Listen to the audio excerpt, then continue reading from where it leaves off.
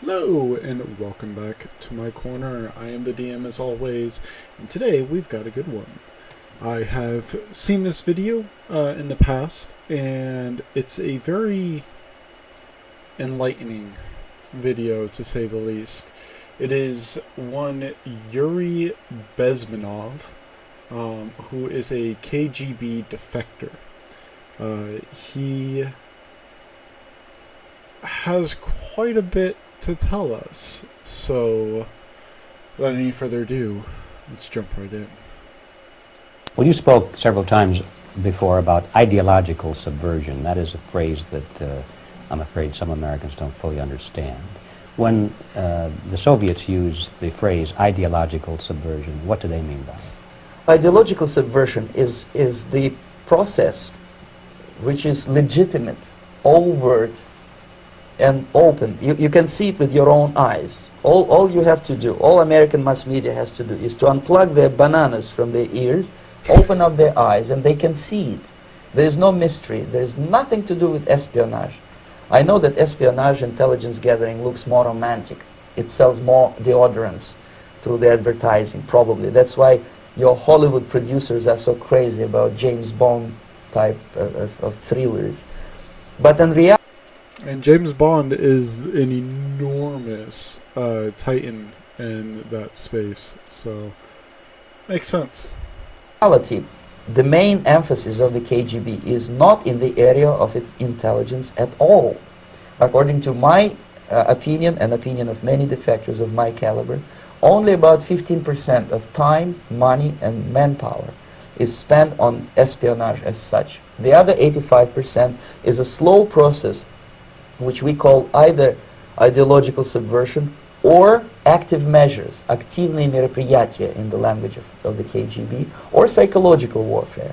What it basically means is to change the perception of reality of every American to such an extent that despite of the abundance of information, no one is able to come to sensible conclusions in the interests of defending themselves, their families, their community, and their country. Yeah, this is actually, if you look at the past couple of years here in America, this is exactly what's been playing out. If you think back, before COVID and all that, one thing you might remember is the ridiculous craze that was known as the Tide Pod Challenge. Now, if you're lucky enough to be someone who does not know what that is, basically it was people eating Tide Pods. Yeah, it's as ridiculous as it sounds. However, before that, you may have remembered a small little thing that was going on called Raid Area 51. And for a time before that happened, you might remember the relative peace that America had, and there was nowhere near as much division as there is nowadays. People were far more harmonic together than they are now. People were able to talk to each other. And there was nowhere near the amount of politicization that there is nowadays about basically everything. However, if you think about it, ever since the raid on Area 51, ever since it, America has been in a constant state of division and in a constant state of panic. We had the Area 51 raid, which captured everyone's attention. There were so many people that were like, yes, storm Area 51. And then everyone else that was sensible was saying, no, don't do this, you're dumb. And then you even had the military straight up saying, don't do this. If you do it, there's a very likely chance that you're going to get shot. In fact, I believe there was at least one confirmed shooting. I'm not I think it was fatal, but I'm not entirely sure. I don't remember exactly. But I know there was at least one man shot. There was also another one arrested, if I recall correctly. But not much came of it. And as soon as all of it was done, America kind of forgot about it, because immediately after that, the Tide Pod Challenge started. And that captured America's and the world's eye for a while, although America far longer than the world, I'm sure. And then when that started to die down, we had an amount of quiet, but that wasn't for to be long, because that was also when the 2020 election was coming up, and we had all of this polarizing politics shoved into our faces, by the mass media, by the politicians, by everyone basically, involving Trump and Biden. And regardless of what you really think, it was a shit show. It really was. It was a shit show. The past several years have been a shit show, in everyone's camp, Trump included. And so we had this huge polarizing time, especially with Trump. And then COVID happens. And we've been dealing with COVID for the last 2 years. And as soon as one strain of COVID begins to become vaccinated for and everything, and the public interest in the topic begins to wane, suddenly there's a new strain. Okay. So the public starts watching it again until interest and begins to wane and immunities begin to rise from shots and the like. And then there's a second new strain. And then that begins to die down. And then we get this latest strain. But the difference this time was public interest didn't really rise back up. And I'll admit, I've started to become a little suspicious of all these new strains that keep popping up. Because it just seems really fishy. When you look at public interest in relation to COVID with all these new strains, they seem to line up very, very much, almost perfectly. Additionally, now that public interest in COVID is basically at its all-time low, you have these mass shootings starting to take place. And I'm not saying that they're premeditated or anything, but now you have these mass shootings starting to take place, and the moment one happens down in Uvalde, Texas, all of the politicians immediately jump onto it and begin calling it out and saying all this crap about it. But then they don't say shit about all the other mass shootings that are happening. I mean, I just covered 2 confirmed mass shootings within a week. We've had 7 students arrested in relation to attempted or intended school shootings. During that same coverage, we covered how there was one school in California who had a gun and a loaded magazine found in the desk of a 2nd grader. And yet there's no coverage about this, because all of the attention is still on Uvalde, Texas. The public's interest, the public's attention is still being controlled. And after this video, I'm going to show you all something that just isn't being talked about. And I'm not entirely sure why it's not being talked about. It's a great brainwashing Well, I am. process, which goes very slow, and it's divided in 4 basic stages. The first one being demoralization. It takes from 15 to 20 years to demoralize a nation. Why that many years?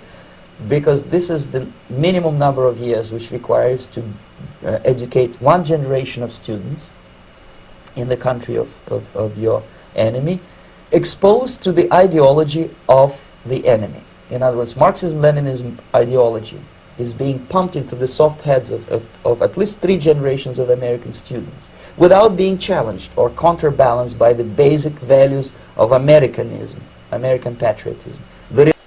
And we can see that also happening. If you look, there's all this push for passing laws to further inhibit your ability to gain access to a firearm. They aren't targeting the firearms directly because they know they can't. Even the Democrats aren't that stupid. Because if you look at it, what they're doing is they're trying to just make it harder for you to get it. Because the Second Amendment states that everyone has the right to have a firearm, to have arms, the right to bear arms. So they can't take away our right to bear them.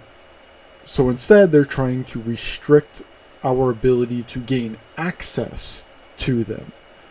Now, originally, I was kind of in the camp with Trudeau when he did his freeze and everything. But as I've thought about it more, freezing the sales of them doesn't really make sense, because all that does is just restrict people's ability to gain access to them, specifically those that are law-abiding citizens. If you're a criminal, pulling them from store shelves doesn't do anything, because you're not going to the store to buy them.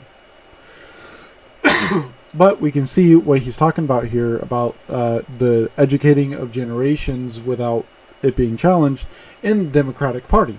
Now, I don't like either party. I think they both got enormous challenges by themselves. However, the Democratic Party is hard pushing for laws that restrict your ability to gain access to guns. And they've been doing this for a very long time. A very, very long time. I will grant the Republicans this. They have never tried to get any bill or legislation passed that I know of that restricts your ability to gain access to guns or to either a gun or the ammo for the gun or anything like that. So, however, the Democrats have a very long history of trying to do just this. And they've been trying to do it very subtly and subconsciously to implant it into the minds of the citizens. And before, they used to do it subtly. Now they're being very overt about it and just trying to introduce legislation and laws to actually do this. It's it's pretty insane when you think about it. The result you can see. Most of the people who graduated in the 60s, dropouts or half-baked intellectuals, are now occupying the positions of power in the government, civil service, business, mass media, educational system. You are stuck with them. You cannot get rid of them. They are contaminated. They are programmed to think and react to certain stimuli in a certain pattern. You cannot change their mind, even if you expose them to authentic information, even if you prove that white is white and black is black. You still cannot change the basic perception and the logic of behavior. In other words, these people, the process of demoralization is complete and irreversible. To get rid society of these people, you need another 20 or 15 years to educate a new generation of patriotically minded and common sense people who would be acting in favor and in the interests of the United States society. And yet these people who've been programmed and, as you say, in place, and Yes. who are favorable to an opening with the Soviet concept, these are the very people who would be marked for extermination in this country? Most of them, yes.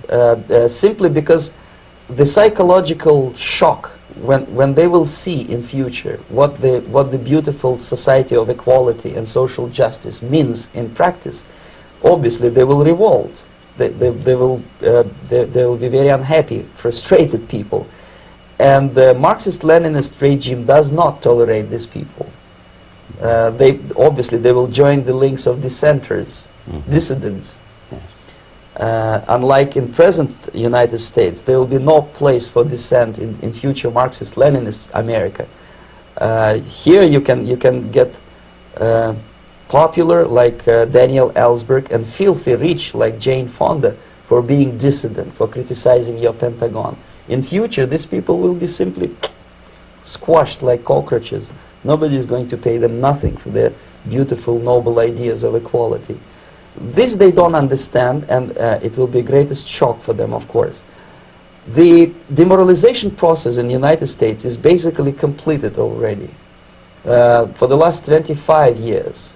Actually, it's overfulfilled, because demoralization now reaches such areas where previously not even Comrade Andropov and all his experts would even dream of such a tremendous success. Most of it is done by Americans to Americans, thanks to lack of moral standards. As I mentioned before, exposure to true information does not matter anymore. A person who was demoralized is unable to assess true information. The facts tell nothing to him. Even if I shower him with information, with authentic proof, with documents, with pictures, even if I take him by force to the Soviet Union and show him concentration camp, he will refuse to believe it until he is going to receive a kick in his fat bottom. When a military boot crashes his, then he will understand, but not before that. That's the tragic of the situation of demoralization. Yeah. We can see this everywhere in America. I think probably the most prevalent place in America where you can very easily see demoralization is Chicago, Detroit. It's terrible. There are so many places in that city and in that state that it's embarrassing. Like, how could you allow that to happen? It's ridiculous. If we look at how the right blames the left and the left blames the right, it creates division between Americans. It causes Americans to fight and argue amongst each other. Because you have to remember, when America falls, it's not going to be because of an outside force. It's not. There's no force in the world that can destroy America from outside. It's not possible. Our military is simply too powerful for that to happen. However, where it will happen is from within. It'll happen because we do it. We allow it to happen. Instead of giving our all and fighting for America, peace, justice, in the American way, unless we get back to those core values, America's gone. And as he said, demoralization is the start. And I mean, if he's saying that way back when this was done, that it was already finished, that it was overfulfilled, just imagine how bad it is today in 2022, when we have so much division that you have entire families being split apart solely because they like one person more than another.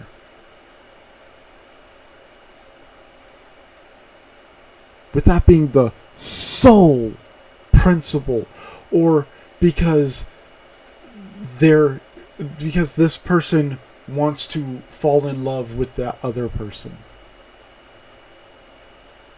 It's disgusting. And it's everywhere in America. So basically America is stuck with demoralization, and unless, even if you start right now, here, this minute, you start educating new generation of Americans, it will still take you 15 to 20 years to turn the tide of ideological perception of reality back to normalcy and patriotism. The next stage is destabilization. This time, subverter does not care about your ideas and the patterns of your consumption. Whether you eat junk food and get fat and flabby, it doesn't matter anymore. This time, and it takes only from 2 to 5 years to destabilize a nation, what matters is essentials: economy, foreign relations, defense systems.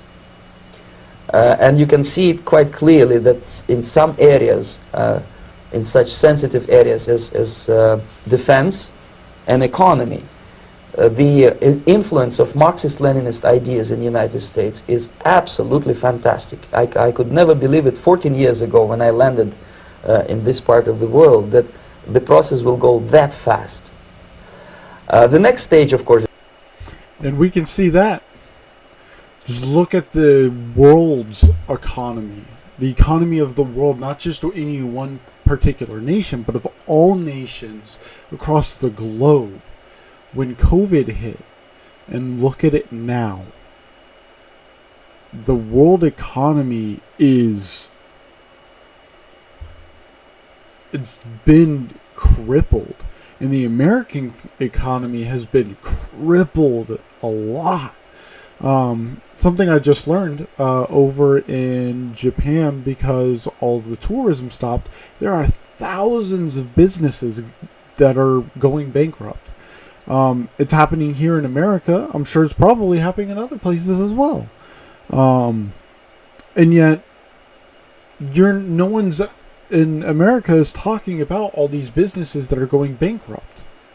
They are talking about issues that will keep the public's attention on things that don't matter.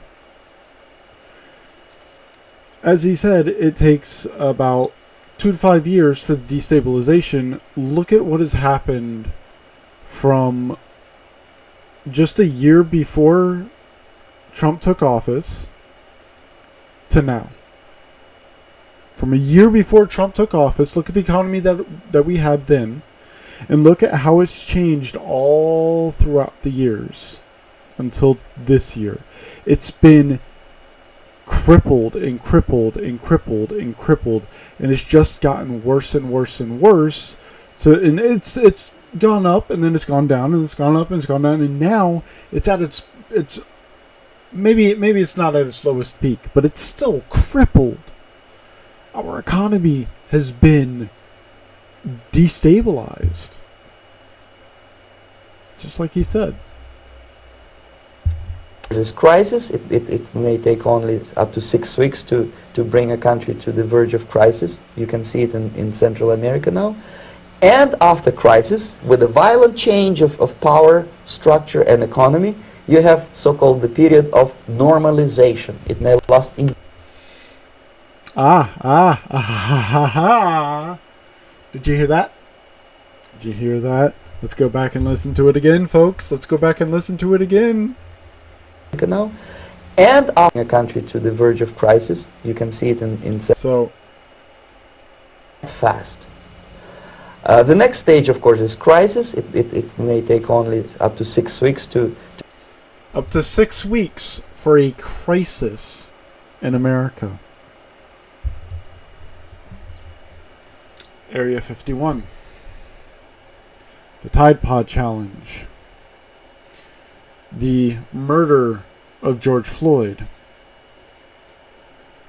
COVID-19, the Trump presidency, and now into the Biden presidency. It's a lot longer than 6 weeks, but it's been crisis after crisis after crisis. To bring a country to the verge. And now, what was that? What was one of my videos titled? The first when I began doing the wider coverage of the Uvalde shooting. What was that? What was that video called? America has a crisis.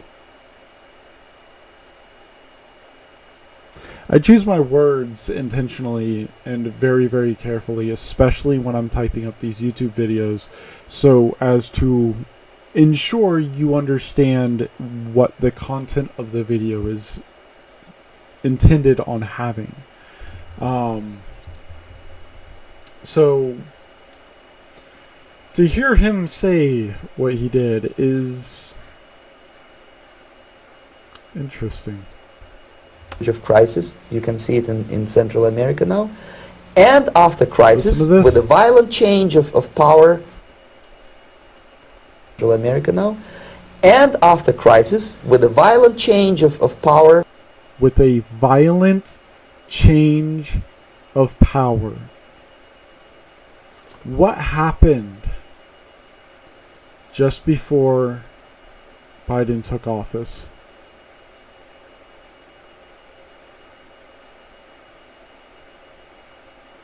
January 6th, the insurrection,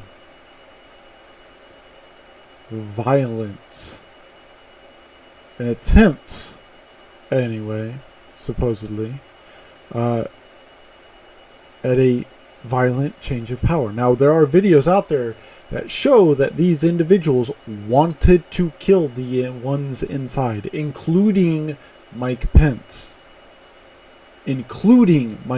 They state hang Mike Pence.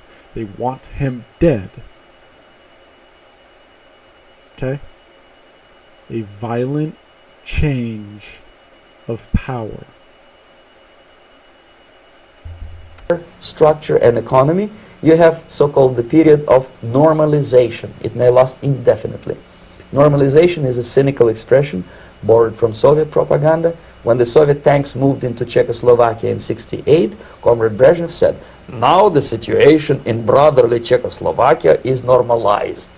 This is what will happen in the United States if you allow all these schmucks to bring the country to crisis, to promise people all kind of goodies and the paradise on earth, to destabilize your economy, to eliminate the principle of free market competition, and to put a big brother government in Washington, D.C., with benevolent dictators like Walter Mondale, who will promise lots of things, never mind whether the promises are fulfillable or not. He will go to Moscow to kiss the bottoms of And we see that a lot with politicians on both sides, both Republicans, Democrats, independents, conservatives, liberals, all of them. We see that all the time. Promises that are made and then they're not kept. We've seen it for a very long time now. New generation of Soviet assassins. Never mind. He will create false illusions that the situation is under control. Situation is not under control. Situation is disgustingly out of control. Most of the American politicians, media, and educational system trains another generation of people who think they are living at a peacetime. False. The United States is in the state of war, undeclared total war against the basic principles and the foundations of this system. And the initiator of this war is not Comrade Andropov, of course. It's the system. However ridiculous it may sound, the world communist system or the world communist conspiracy, whether I scare some people or not, I don't give a hoot. If you are not scared by now, nothing can scare you. But you don't have to be paranoid about it. What actually happens now, that unlike myself, you have literally several years to live on unless the United States wake up. The time bomb is ticking. With every second, The disaster is coming closer and closer. Unlike myself, you will have nowhere to defect to, unless you want to live in Antarctica with penguins. This is it. This is the last country of freedom and possibility. Okay, so what do we do? What is your recommendation to the Americans? You hear that? This is a KGB defector saying all of this. Okay? And he's saying this right here, America is the last stand. If America falls, there goes freedom. You know, you want to know how many other countries have as much freedom as America? Like all of the things that we're allowed to do. You want to know how many other countries allow the same thing that America does? 0. There's not a single other country in the world that lets you do as much as America does and get away with it. You wanna state your opinion about a certain political leader? Go over to Saudi Arabia. Try to do that there. You wanna say that oh, I can have a gun because I have a right to it. Yeah, go over to Britain. Go over to the UK or Ukraine. And speaking of Ukraine, and I do stand with Ukraine, don't get me wrong. But speaking of Ukraine, did you know that gay marriage is banned in Ukraine? I'm not making that up. In fact,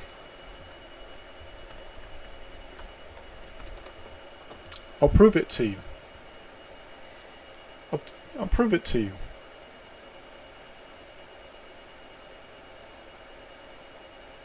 Gay marriage, not legalized.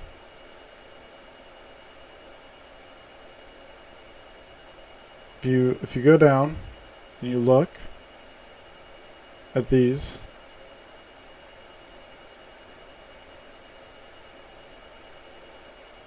same-sex marriage, unrecognized. Legal recognition of non-binary gender, not legally recognized. LGBT discrimination, illegal in some contexts. You want to know what it's supposed to be here? It's supposed to be outright illegal. And also, you're not afforded any protections. None. None. Same-sex adoption, illegal.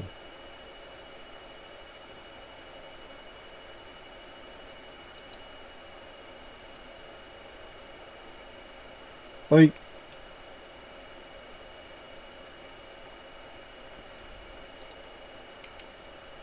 again, I stand with Ukraine. Russia's war on them is not a justified one. But they don't like the LGBTQ plus community. And go try to be openly gay and try and get married and all that over in Ukraine, and watch how fast they lock you up for it. Well, America has a lot of freedoms and a lot of things you're allowed to do and get away with compared to everywhere else in the world.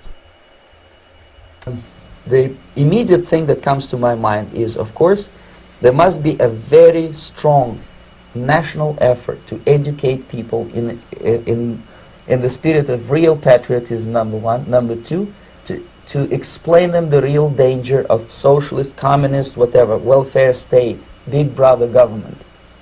If people will fail to grasp the impending danger of that development, nothing ever can help United States. You may kiss goodbye to your freedom, including freedoms to homosexuals, to prison inmate. All this freedom will vanish, evaporate in 5 seconds, including your precious lives. The second thing, the moment at least part of United States population is convinced that the danger is real, they have to force their government. And I'm not talking about sending letters, signing petitions, and all this beautiful, noble activity. I'm talking about forcing United States government to stop aiding communism.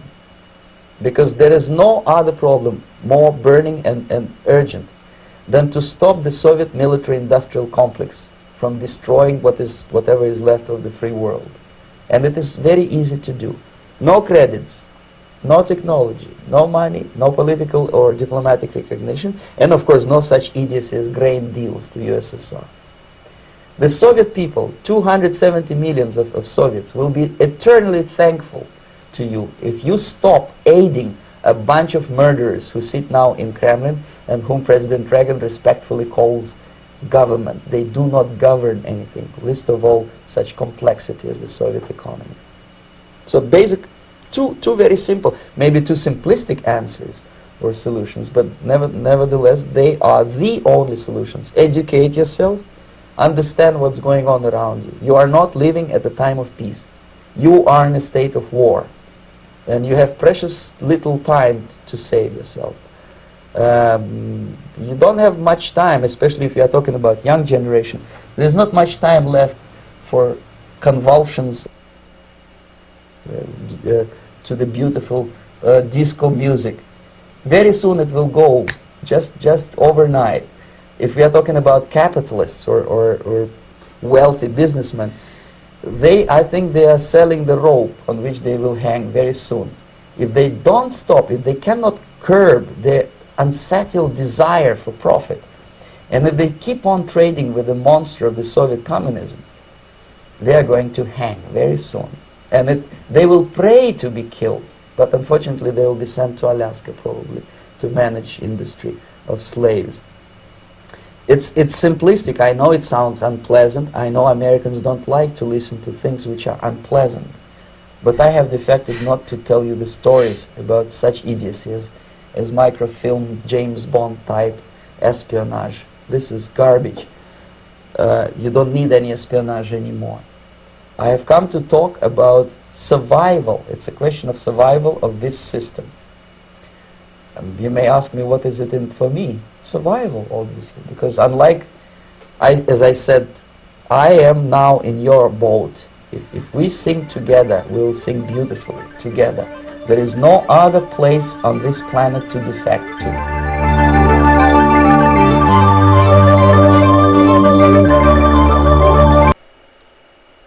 Now, there's a few things I want to show you all, so let's get to that. Alright, the first thing I want to show you is this, Article 5 of the United States Constitution. And it gives the states the power to call a convention of the states to propose amendments. It takes 34 states to call the convention and 38 to ratify any amendments that are proposed. Here is the full text of Article 5 as it was written.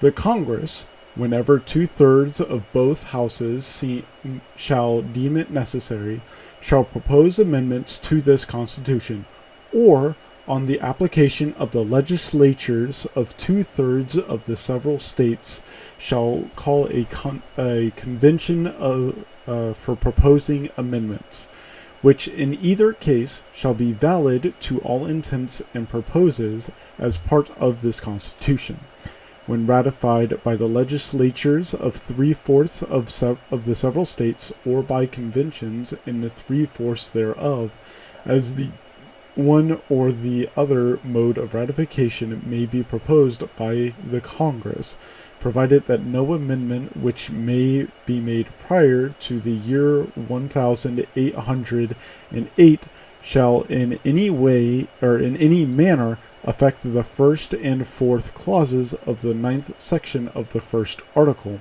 and that no state without its consent shall be deprived of its equal suffrage in the Senate. Now, basically what this does is it's a resolution that allows states to discuss amendment proposals that, quote, limit the power and jurisdiction of the federal government, impose fiscal restraints on the federal government, and place term limits on federal officers. What this would allow states to do is to look at our federal government, who in their entirety are fucking up and not doing what they're supposed to do. It allows the states to come together and say, okay, enough is enough. Y'all aren't doing your jobs, and as is written in the Constitution, we're stripping you of your power, and we're installing people who are going to actually do something. It allows them to make it so that they can't just print money, because here is something. Actually, let me pull up a article real quick. Here it is. So this is from the Texas Public Policy Foundation.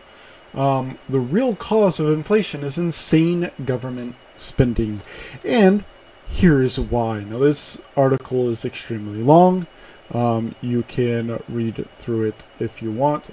However, the cause of inflation is because the way inflation happens is because there's too much money in the market. That's what inflation is.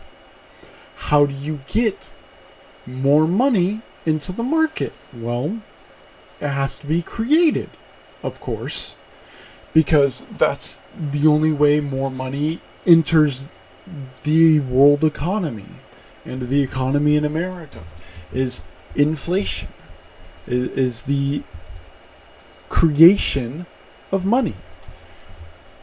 Well, if that's the case, which it is, who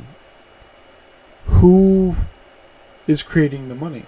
Well, we know where the printing press is. It's located in Washington, and it's controlled by the government. If you haven't put two and two together, or perhaps you're thinking 2 and 2 equals fish, if the government controls the thing that creates the money, then the only way for inflation to happen is for the government to create the money.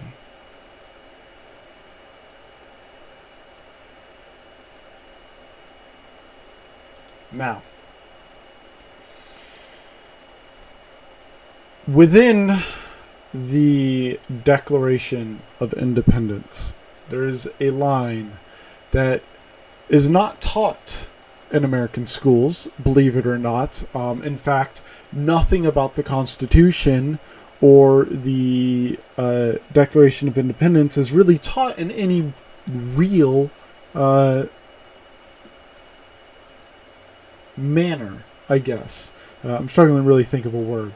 It's brought up, it's discussed briefly, and then just kind of sidelined. But here's the quotes from it. And it's very, very important.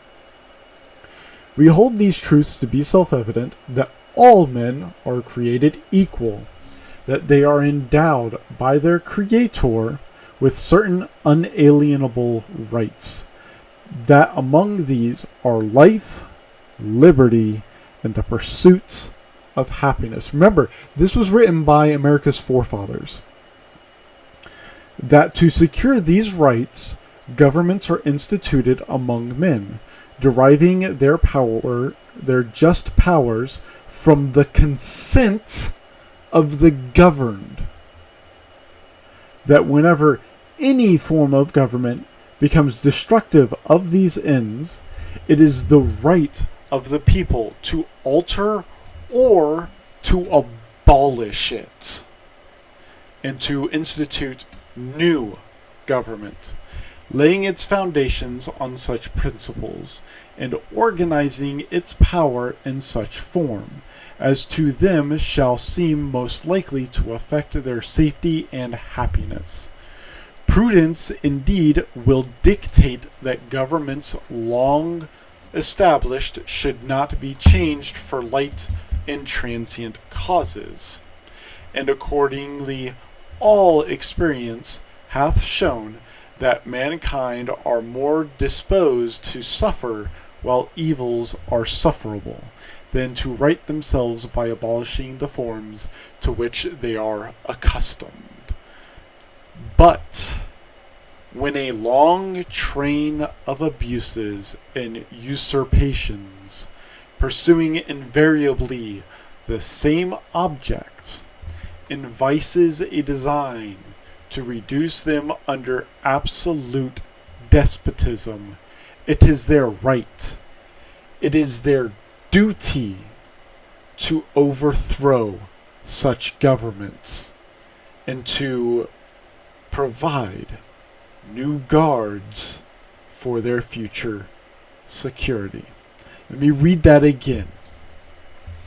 But when a long train of abuses and usurpations, pursuing invariably the same object, and vices a design to reduce them under absolute despotism, it is their right, it is their duty to overthrow such government and to provide new guards for their future safe security.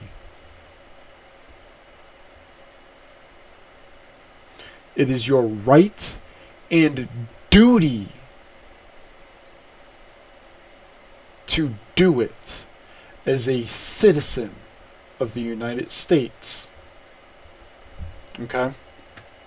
Now, something that isn't taught at all in American schools, and I'll fight you over this, is this. And above the Declaration of Independence, above the Constitution itself, are the 30 basic human rights. And I say it's above them because of this very last one. And I'll get to a few others that are an interesting read, but I want to get to this because this is the most important one, and I feel it should be number one. Human rights can't be taken away. Nothing in this declaration may be interpreted as implying for any state, group, or person any right to engage in any activity or to perform any act aimed at the destruction of any of the rights and freedoms set forth herein. So those are all universal this isn't part of it, but these are universal declarations of human rights listed by the United Nations, by the UN, meaning this applies to the US and a whole bunch of other places. Okay? Now, the most important ones before that are this. Number one, all beings are free and equal. All human beings are born free and equal in dignity and rights. They are endowed with reason and conscience and should act towards one another in a spirit of brotherhood. Number one, all beings are free and equal. Number two, no discrimination. Everyone is entitled to all the rights and freedoms without distinction of any kind, such as race, color, sex, language, religion, political, or other opinion, national or social origin, property, birth, or other status. Furthermore, no distinction shall be made on the basis of the political, jurisdictional, or international status of the country or territory to which a person belongs. If you are a U.S. citizen or a citizen of any country that's a part of the UN, this applies to you. These are 30 basic human rights that are not bound by anything. Nothing supersedes these. Nothing. Nothing in the entirety of existence supersedes these if you are part of the UN. End of story. Number 3, the right to life. Everyone has the right to life, liberty, and security of person. Everyone. Number 4, no slavery. No one shall be held in slavery or servitude. Slavery in the slave trade shall be prohibited in all their forms. Number 5, no torture or inhuman treatment. No one shall be subjected to torture or to cruel, inhuman, or degrading treatment or punishment. Number 6, same right to use law. Everyone has the right to recognition everywhere as a person before the law. Number 7, equal before the law. All are equal before the law and entitled without any discrimination to equal protection of the law. All are entitled to equal protection against any discrimination in violation and against any incitement to such discrimination. Number 8, right to fair treatment by the court. Everyone has the right to an effective remedy by the competent national tribunals for acts violating the fundamental rights granted by the Constitution or by the law. Number 9, no unfair detainment. No one shall be subjected to arbitrary arrest, detention, or exile. Number 10, right to trial. Everyone is entitled to full equity to a fair and public hearing by an independent and impartial tribunal. They have to be independent and they have to be impartial. They have to be. It is required by the fucking 30 basic human rights. If they are not impartial, if they are not independent, it is not allowed to be gone to trial. End of story. This applies to everything. And the determination of his rights and obligations and of any criminal charges against him. Number 11, innocent until proven guilty. Everyone charged with a penal offense has the right to be presumed innocent until proved guilty according to the law in a public trial at which he has had all the guarantees necessary for his defense. No one shall be held guilty of any penal offense on account of any act or omission which did not constitute a penal offense under national or international law at the time when it was committed. Doesn't matter if laws were passed later or if they existed beforehand, they have to exist at the time the offense was committed.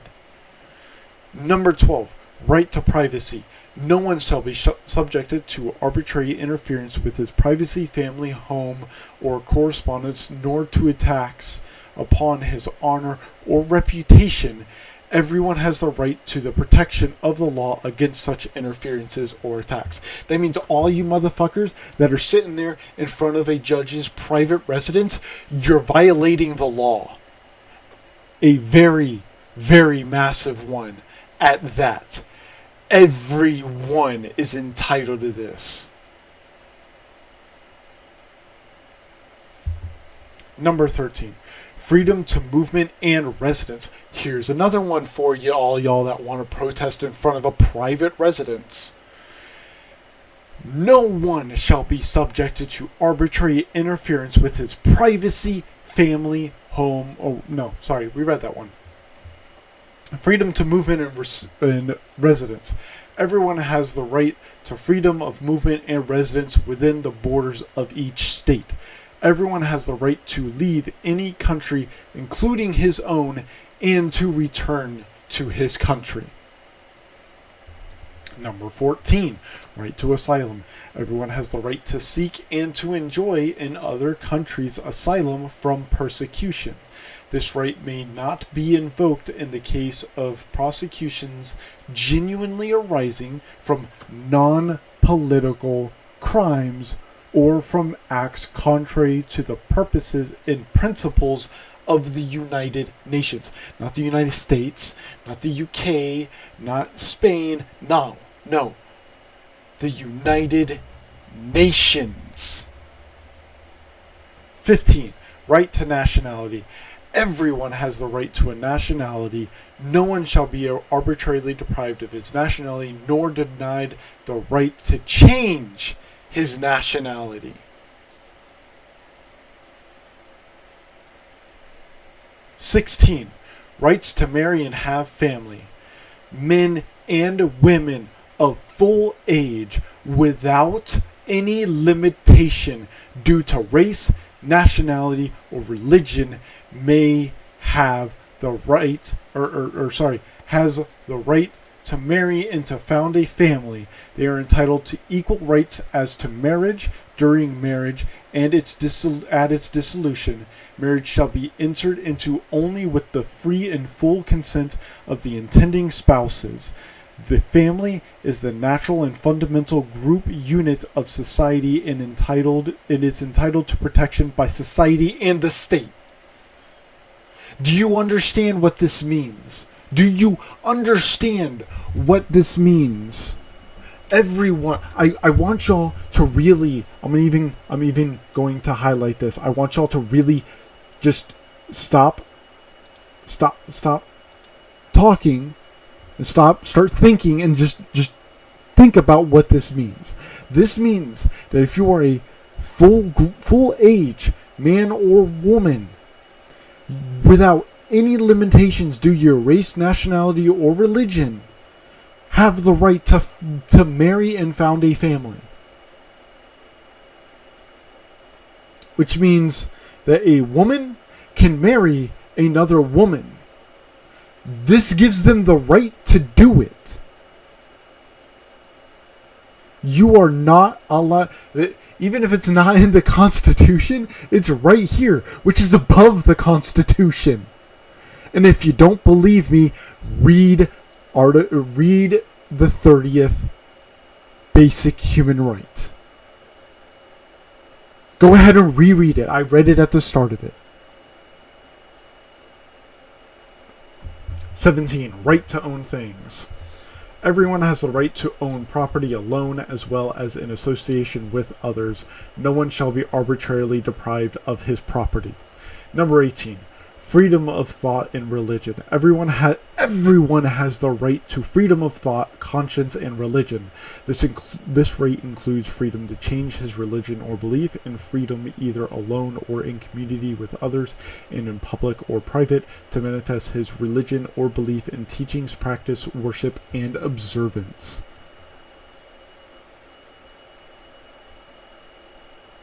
Read it again if you still don't understand what this means. Because, and here's how I'll tell you how you know, how you should know. This is how you know if you don't understand. If you look at this and go, if you look at the freedom of thought and religion and you go, all right, well, then that means that when I go out there and I tell this person, you have to worship my deity, or you're going to hell, that you must do this. You know what you're doing? You know what you're doing when you're telling them that they must do that? That they must worship your God solely and utterly and wholly? You know what you're doing? You're rereading this. That's what you're doing. You're rereading this and going, well, I don't see the problem. They need to just convert because my Bible tells me to do it. Fuck you. You're violating one of the basic human rights. You can go out there and you can preach all you want about how God is good and God is great and or whatever, or Allah or whoever you worship. You can go out there and you can preach about how great they are. You're allowed to do that. That is actually one of your fundamental rights as a human being. What you're not allowed to do is go out there and be like, you must worship God. You must do it or you're going to hell. You do it, you're in violation of the law and you're in violation of the United Nations. And you know what that means? A lot of really bad things. Because that means you're a traitor to the United States if you violate any of these. And you know what happens? Well, according to the U.S. Constitution, treason is met with one punishment: death. Freedom of opinion and expression. Everyone has the right to freedom and expression. This right includes freedom to hold opinions without interference and to seek, receive, and impart information and ideas through any media and regardless of frontiers. So as I said, you can go out and you can preach about how good God is and how great he is and all that. What you can't do is go and tell someone that they must do it because you say so. Number 20, the right to assemble. Everyone has the right to freedom of peaceful assembly and association. No one may be compelled to belong to an association. Hey, guess what? That religion that you keep preaching about, that you keep trying to force people into, that, whether you want to accept it or not, is an association at this point. Which means you cannot do it because it's in direct violation of this one as well. So that's 3 violations with that one attempt to force someone to worship your deity of choice. Number 21, right to democracy. Everyone has the right to take part in the government of his country directly or through freely chosen representatives. Everyone has the right of equal access to public service in his country. Number 22, right to Social Security. Everyone, as a member of society, not even as a citizen of any of these, no, just as a member of society, has the right to Social Security and is entitled to realization through national effort and international cooperation and in accordance with the organization and resources of each state, of the economic, social, and cultural rights indispensable for his dignity and the free development of his personality. 23. Right to work. Everyone has the right to work, to free choice of employment, to just and favorable conditions of work, and to protection against unemployment. Everyone, without any discrimination, not just sex, religion, all that. No, any discrimination has the right to equal pay for equal work. Everyone has the right to form and to join trade unions for the protection of his interest, which means that the servers at restaurants were being paid below minimum wage because, oh, you get tips. That's illegal. That's a violation of human rights. Right here. We read it together. Everyone, without any discrimination, has the right to equal pay for equal work.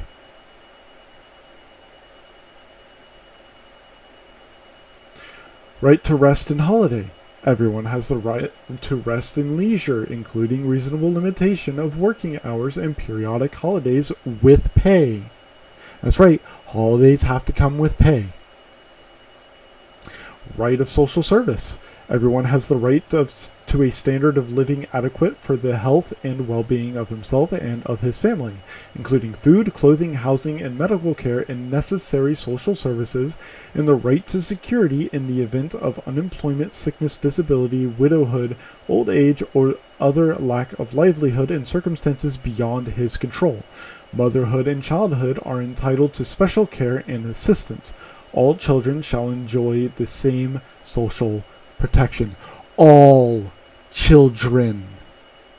You know what this means? This means that all children, every single one, and we define a child as someone below the age of 18, because until you're 18, you are not an adult. So all children have a right to a standard of living adequate for the health and well-being of himself and of his family, including, meaning he has the right to have access to food, clothing, housing, and medical care and necessary social services, which could include mental health services, okay?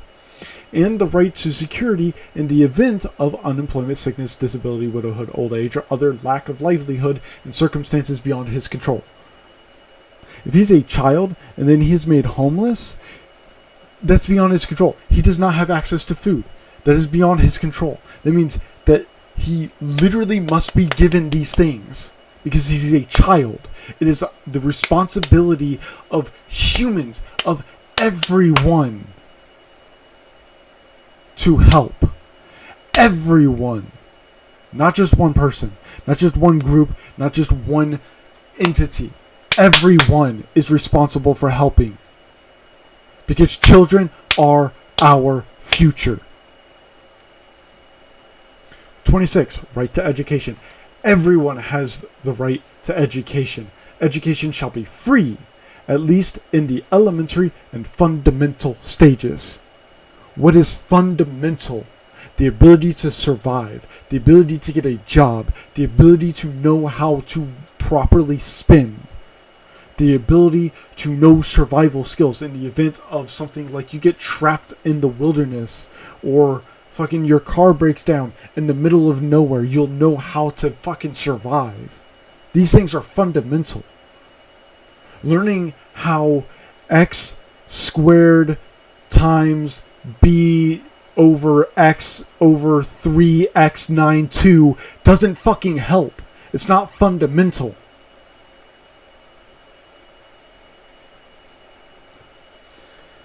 Elementary education shall be compulsory. Technical and professional education shall be made generally available, and higher education shall be equally accessible to all on the basis of merit. Which means if it's a fundamental, it's supposed to be free. 27. Right of cultural and art. Everyone has the right to freely participate in the cultural life of the community, to enjoy the arts, and to share in scientific advancement and its benefits. Everyone has the right to the protection of the moral and material interests resulting from any scientific, literary, or artistic production of which he is the author. 28. Freedom around the world. Everyone is entitled to a social and international order in which the rights and freedoms set forth in this declaration can be fully realized. Meaning, if they're a part of the UN, nothing in their personal laws, in the laws of the land, can overwrite this. No matter where you are, no matter who you are, no matter where you're coming from, nothing. Doesn't matter. 29. Subject to the law. Everyone has duties to the community in which alone the free and full development of his personality is possible.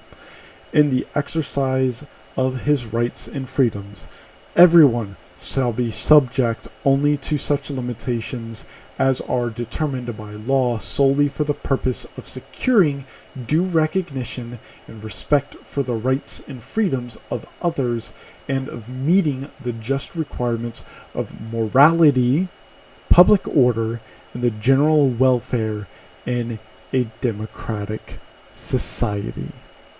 Not a republican one, not an oligarian one, not a totalitarian one, not in any of the other societies. No.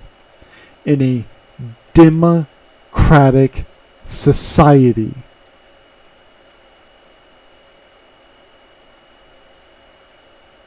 And just one last time, wow, this is a really long video, hour long. The last one, just going to read the title once more. Human rights can't be taken away. The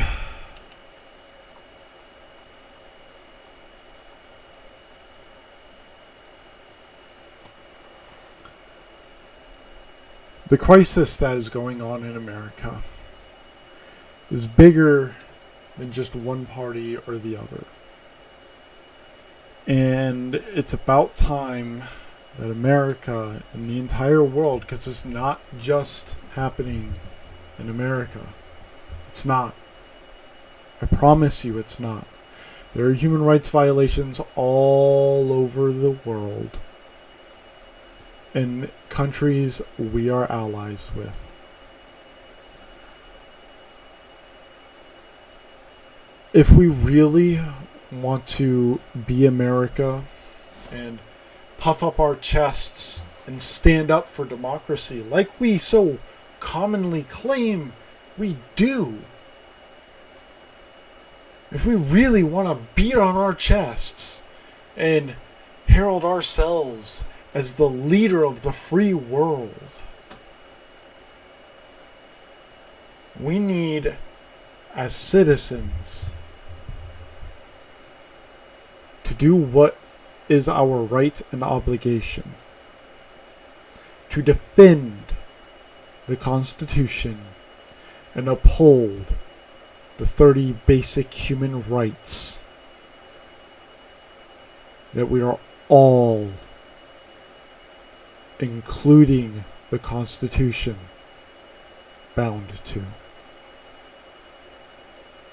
As always, I have been your DM.